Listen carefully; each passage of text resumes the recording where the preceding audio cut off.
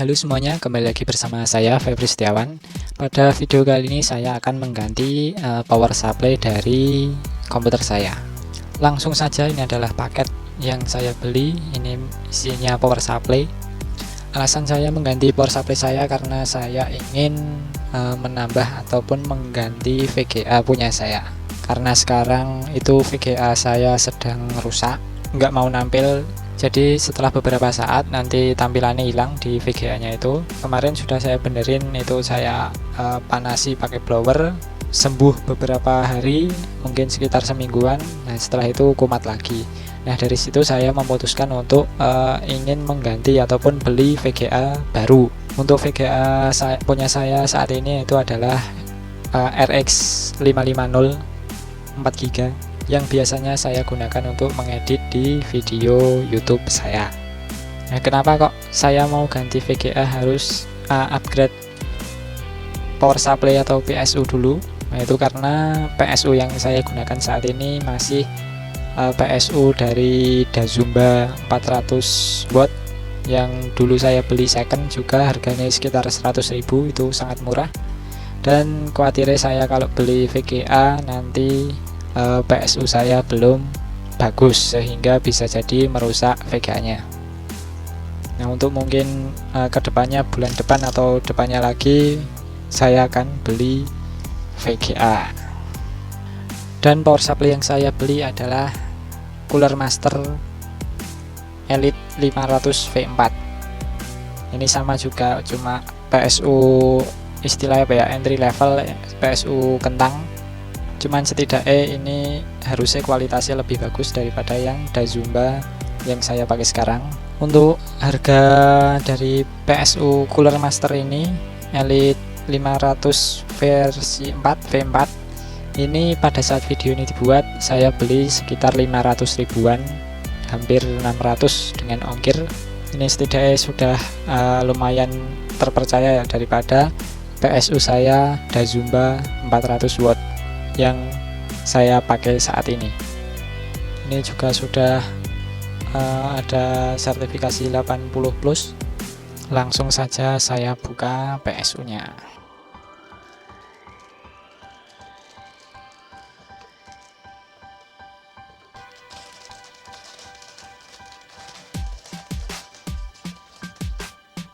Ini di sini saya mendapatkan satu kabel power dan ada skrup untuk dipasang ke casing. Ini ada manual book dan buku garansi. Dan tidak lupa ini adalah power supply-nya. Untuk tampilannya sangat simple ya, sangat basic, tidak ada variasi yang begitu mencolok. Di sini daya yang bisa dikeluarkan oleh power supply-nya adalah 500 watt dengan rinciannya 12 volt, ini ada 38 ampere, totalnya 456 watt. 5 volt itu ada 16 ampere, 3 volt ada 1,4 ampere yang totalnya 110 watt, dan ini ada 3 watt dan 1,5 watt, totalnya kurang lebih 500 watt yang dikeluarkan oleh PSU-nya. Tapi untuk inputnya ini biasanya lebih besar daripada apa yang dikeluarkan, karena beberapa dayanya itu digunakan untuk ngangkat ataupun terbuang di PSU-nya. Tapi ini ada sertifikasi 80+ ini biasanya efisiensi tenaganya 80% ke atas. Jadi terbuangnya hanya maksimal 20% yang di power supply ini. Ini kabelnya cukup panjang ya, ini untuk ke mainboardnya atau motherboard ATX nya. Ini SATA, power SATA.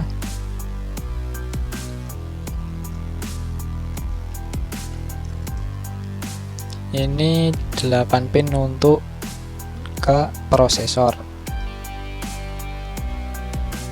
Ini 8 pin bisa dilepas ya, jadi kalau mainboardnya cuma butuh 4 pin ya pasang 4 pin aja. Kalau misal mainboardnya butuh 8 pin ya bisa dipakai 8 pin.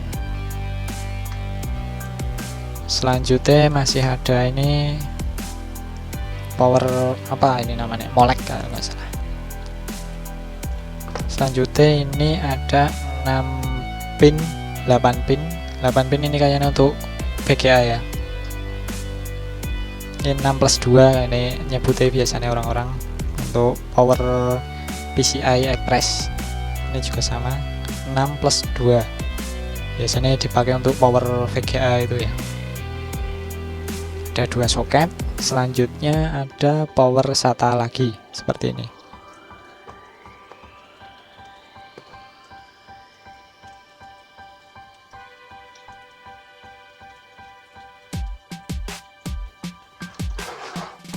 Ini saya ngira ini apa, kabelnya cuma ecek-ecek ataupun kurang bagus, ternyata ini sudah pakai 18 AWG. Saya lihat tadi sudah lumayan lah untuk menghantarkan. Paling satu ini bisa buat lewat 6 ampere, bisalah untuk lewat arusnya. Oke, setelah ini akan langsung saya pasang ke komputer saya saja.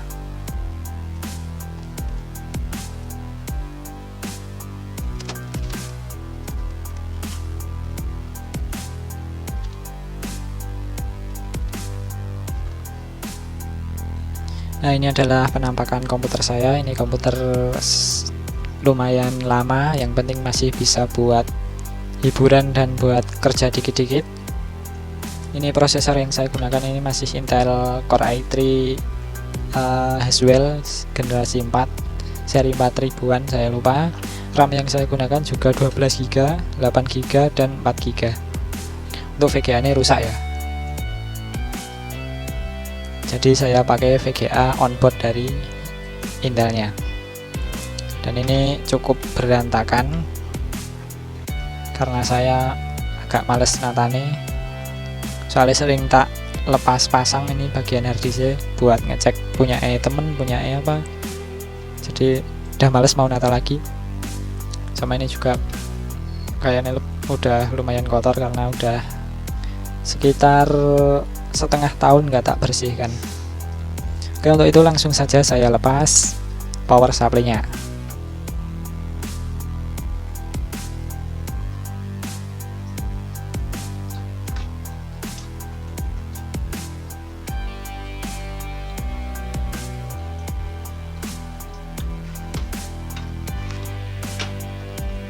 Ini saya juga pernah mengalami kerusakan pada mainboard saya. Mainboard saya itu gigabit, pakai chipset B85 apa ya kalau nggak salah. Dia kapasitornya di sebelah sini meledak, entah karena PSU nya yang jelek ataupun udah mainboardnya emang juga udah saatnya rusak, saya nggak tahu. Yang sebelah sini meledak.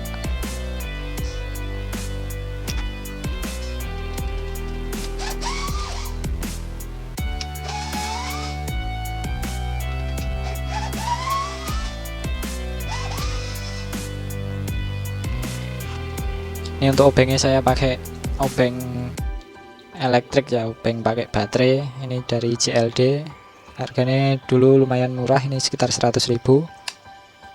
Ini aslinya bisa dipakai buat ini, bentuknya seperti bur seperti ini, cuman saya lebih suka buat muter skrup untuk fungsi obeng seperti ini.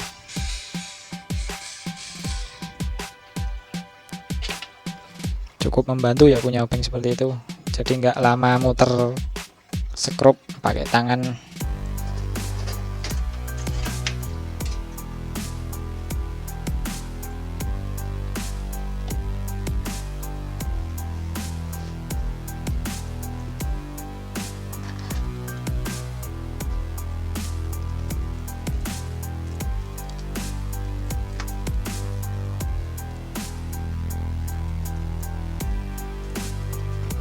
Ini entah berapa lama saya pakai PSU ini, saya juga belinya second dulu, setengah pakai, sekitar harga 150.000-an kalau nggak salah, saya lupa. Saya juga pernah bikin video di pada saat mengganti power supply ini. Ini saya ganti bukan karena rusak ya, karena saya pengen upgrade aja ke yang lebih terpercaya lah. Soalnya ini juga pakai seperti ini juga boros karena belum ada lisensi 80 plus. Jadi dia makan listriknya lebih besar. Nah, kalau pakai power supply yang ini, biarpun 80 plus ini masih white ya, belum silver, bronze ataupun gold, bahkan platinum, tapi setidaknya sudah lebih irit lah daya yang dipakai daripada yang ini.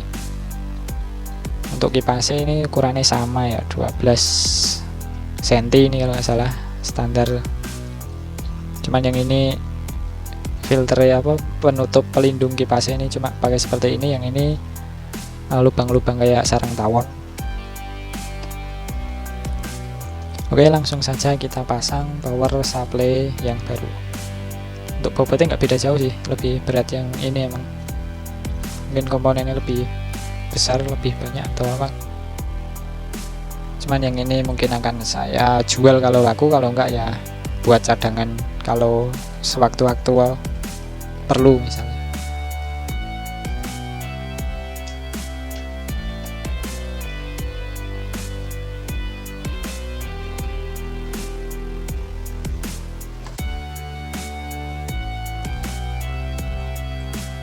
Ini berarti masangnya seperti ini, kipasnya di bawah. Ternyata ini tulisannya nggak kelihatan di sebelah sana, jadi kelihatan yang ini. Tapi nggak apa-apa, nggak terlalu berpengaruh. Yang penting fungsinya.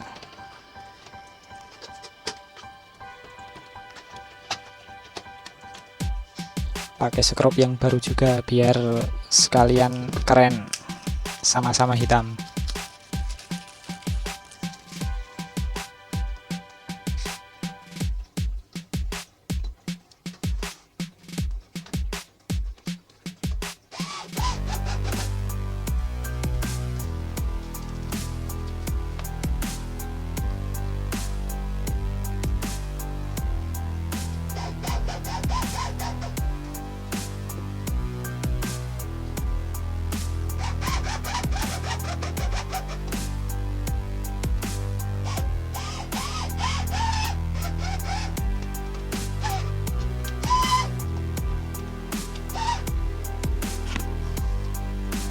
Sudah dipasang, tinggal pasang kabel-kabelnya.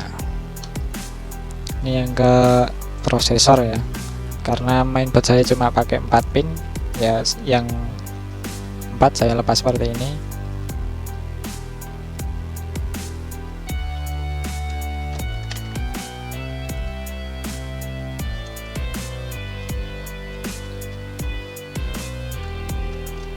Ini untuk power ATX nya, kabel lumayan panjang ya, sisa.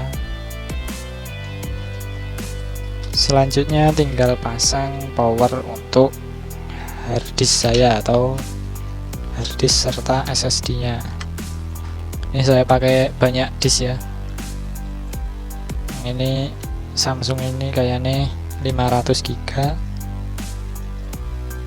Terus ini yang saya buat sistem pakai Adata SU650, ini 100 GB kalau nggak salah. Kalau ini SSD pertama saya pas saya masih sekolah, ini saya beli ini cuma 64 GB, daripada nggak kepake tak pakai di sini buat file-file yang sedang diproses. Misal ada video yang diproses, tak taruh sini.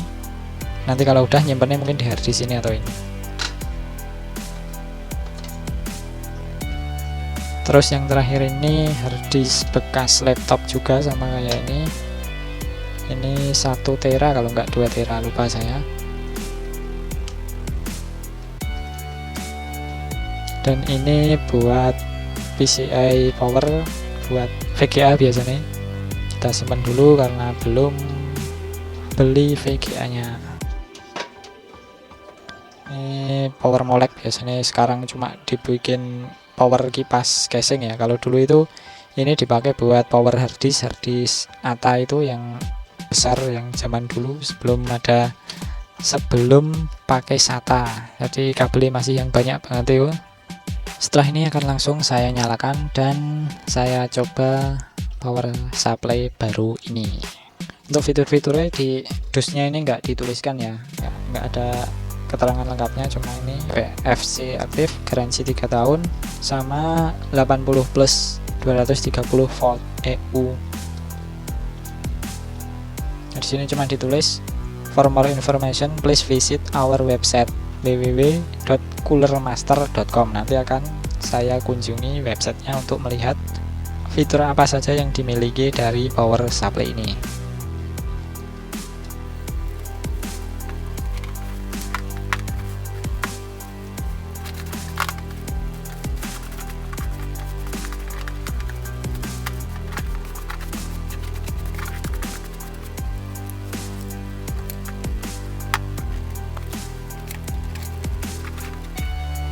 Dan ini power supply sudah saya gunakan, saya pasang ke komputer saya ini.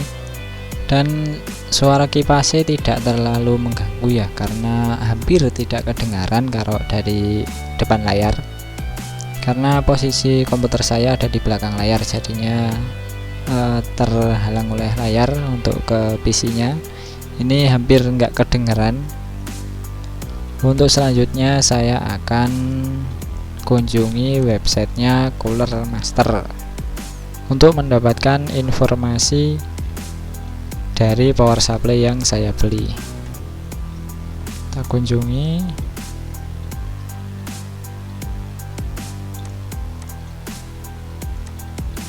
Kita cari apa tadi, 500 watt V4 gitu aja coba. Nah ini mungkin ya, benar ini. Kita buka dan kita lihat spesifikasinya. ATX version PFC aktif. Ini PFC ini saya kurang paham ya. Ini kayaknya semacam regulator untuk menstabilkan arus ataupun menstabilkan tegangan ke perangkat komputer lain. Jadi ini semacam proteksi ataupun sejenisnya untuk menstabilkan tegangan ke komputernya. Input voltage ini 200 sampai 240 volt AC. Inputnya 5 ampere. Frekuensinya 50 sampai 60. Dimensi fan bearing, efisiensinya ini 85%. Ini ratingnya standar 80 plus standar, 230 volt V EU, ERP 2014, operating temperatur 40 derajat, power good sinyal 100 sampai 500 ms. Uptime ini nggak ngerti juga. Protection, ini protectionnya ada beberapa. Ini OVP ini kalau nggak salah, over voltage protection. Jadi jika tegangan input misal di 200, katakanlah 250 atau berapa yang sudah ditentukan oleh pabrikannya, dia akan merotek ataupun mati sendiri. Yang OPP ini kayaknya sama sih, cuman ini bagian outputnya ya. Jadi apa ya, over power protection. Kalau powernya terlalu besar merotek juga. Kalau OTP ini jelas temperatur, jadi over temperatur protection. Kalau terlalu panas dia juga akan merotek untuk mati sendiri. SCP ini short ya, short itu konslet. Jadi kalau ada arus pendek ataupun semacamnya, dia power supply-nya juga akan otomatis ngekat ataupun merotek, memutus aliran listrik di seluruh komputer. Yang selanjutnya ini adalah UVP. UVP itu under voltage protection kalau nggak salah. Jadi kalau input dari listriknya itu misal di bawah yang ditentukan pabrikan, misal katakanlah 160 atau 150 volt, dia akan mati sendiri untuk melindungi ataupun untuk menjaga agar perangkat lain tetap dalam tegangan normal, arus normal, sehingga tidak merusak komponen lain.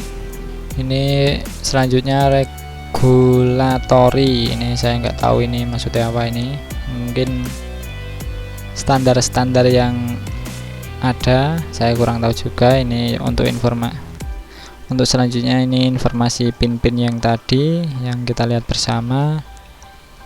Serinya Elite seri 80 plus, ini standar, ini bisa dicek di website dari 80 plus, harusnya ada sih. Terus modular, ini tadi non modular karena kabelnya tersambung semuanya. Terus watt ini 500 sampai 700 watt, berarti ini misal bebannya di atas 500 juga bisa, karena ini dia pabrikannya yang mengklaim bisa sampai 750 watt. Cuman ya ini mungkin power peak ya, jadi mentok-mentoknya itu sampai 750 watt. Cuman misal angkatan pertama ataupun pas proses tinggi mendadak itu sampai 750 watt bisa. Cuman power dari power supply-nya ini harusnya cuman 500 watt. Nah, yang menjadi sorotan saya ini di sini input voltage-nya ini 200 sampai 240 volt. Padahal di rumah saya ini PLN-nya tegangannya drop. Kadang-kadang bisa sampai 180 170 volt pernah. Sehingga semoga saja nanti power supply ini belum merotek di 180 volt, karena mungkin sering kalau tegangan di rumah ini sampai 180 volt, biasanya yang tertulis di sini tidak overclaim ya. Jadi misal ini di sini tertulis 200, ini kemampuan dari barangnya ini biasanya melebihi dari klaimnya. Jadi misal yang di sini tentukan 200, di rumah saya ini ternyata cuma 190 volt, ini masih bisa harusnya. Terus di sini juga ditulis paling tinggi 240, kemungkinan besar juga kalau misal PLN tegangannya di atas 240, misal 250 volt, ini juga masih ada toleransi harusnya dari klaim pabrikannya. Yang terakhir saya akan cek ini untuk ini 80 plusnya.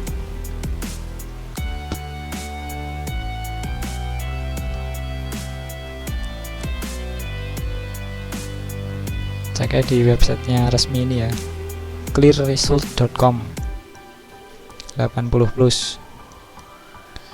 Ini tak cari Cooler Master. Terus saya copy nih set modelnya, paste, nggak ada di sini, mungkin paste nggak ada di sini, atau ini. Nah, ini ada ya di 230 VEU internal. Ini memang sudah diuji oleh ini 80 plus oleh Clear Result dan mendapatkan efisiensi seperti yang tertera di sini. Pengujian dilakukan tanggal 23 bulan 12 2019. Ini di sini semuanya di atas 80% untuk efisiensi dayanya. Dan efisiensi daya paling bagus digunakan 50%, jadi 250 watt ini efisiensinya paling bagus. Oke, sekian dulu video kali ini tentang upgrade power supply Cooler Master 500 watt V4. Kurang lebihnya mohon maaf dan sampai berjumpa kembali.